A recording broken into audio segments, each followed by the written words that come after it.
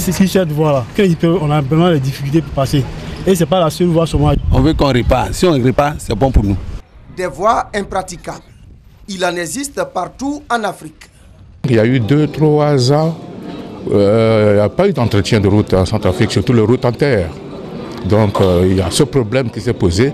Donc le fonds routier de la République centrafricaine a beaucoup à faire. On a une insuffisance de ressources pour l'entretien courant et on n'arrive même pas à faire l'entretien périodique.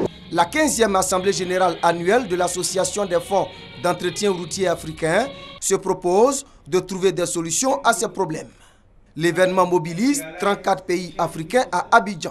Nous allons plancher autour des questions essentielles liées à l'efficacité de la dépense et à la recherche de plus de moyens pour réaliser l'entretien de nos routes et faire en sorte que la route constitue le vecteur de croissance.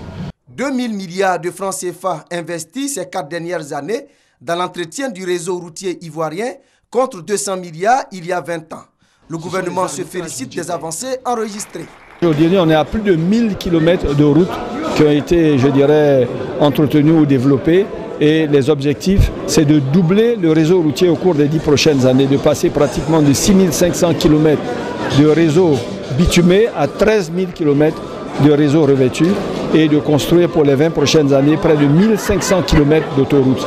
Outre le financement, les experts plancheront sur la mise en œuvre du contrôle du poids et des essieux des véhicules lourds, principale source de dégradation des routes africaines.